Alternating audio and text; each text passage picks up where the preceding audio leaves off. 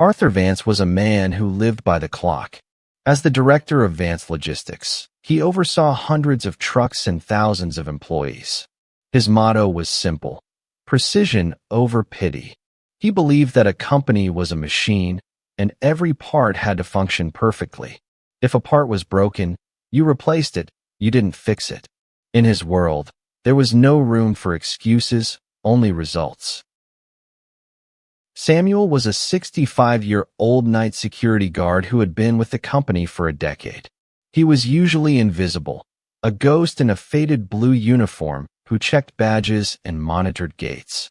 But lately, the security cameras showed a disturbing trend.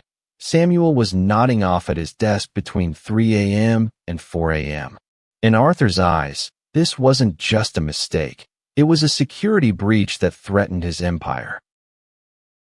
One rainy Thursday, Arthur decided to handle the termination himself. He wanted to catch the old man in the act and set an example for the rest of the staff. He drove to the warehouse at 3:15 a.m., his heart as cold as the rain hitting his windshield. He walked silently toward the security booth, his expensive shoes clicking on the wet pavement, ready to deliver the final blow to Samuel's career. As he approached the glass booth, he saw Samuel. The old man's chin was resting on his chest, and his breathing was heavy with the kind of exhaustion that goes deeper than sleep. Arthur reached for the door handle, ready to burst in with a roar of authority, but something caught his eye on the desk. Next to the glowing monitors sat a dented, plastic lunchbox. It was open. Inside, there was no sandwich, no fruit, and no proper meal. There were only 2 dry crusts of bread. Resting on top of those crusts was a small, crumpled piece of yellow paper with a child's messy handwriting in purple crayon. It read, "Grandpa, I know you are working 2 jobs so I can go to the new school. I'm not hungry today. I put my lunch in your box so you can be strong. I love you. Lily." Arthur stood frozen in the rain. The anger that had fueled his drive suddenly evaporated, replaced by a stinging sense of shame. He looked at Samuel's worn-out shoes, held together by duct tape, and his calloused, trembling hands. This wasn't a man who was lazy.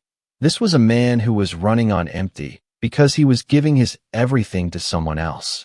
Arthur realized that while he had been counting his millions, this man had been counting bread crusts. Arthur retreated into the shadows. He didn't wake Samuel. Instead, he went back to his car and sat in silence for a long time, watching the rain. The next morning, Arthur didn't call HR to fire Samuel. Instead, he secretly investigated the guard's life. He discovered that Samuel's son, a former soldier, had been paralyzed in the line of duty. To keep the family afloat and ensure his granddaughter, Lily, had a future, Samuel worked at a car wash all day, then came to the warehouse for the night shift. He was sleeping only 3 hours a day. On Monday morning, Arthur called Samuel into his office. The old man walked in, trembling, clutching his cap against his chest. He looked at the floor, expecting the worst. "Mr. Vance, I know about the cameras. I've been so tired. I'm so sorry. Please, I need this job," Samuel whispered. Arthur stood up, walked around his desk, and did something no employee had ever seen him do. He placed a hand on Samuel's shoulder and looked him in the eye. "Samuel, you are not being fired. You are being promoted." Arthur didn't just give him a raise. He created a new position, head of staff welfare, which came with a daytime schedule and a salary that meant Samuel never had to step foot in a car wash again. He also announced the Vance Family Scholarship, which would fully fund Lily's education through university. As Samuel wept with relief, Arthur realized that his company wasn't just a machine made of steel and glass. It was made of hearts. He learned that the most precise thing a leader can do is show mercy. From that day on, Arthur Vance was no longer just a director.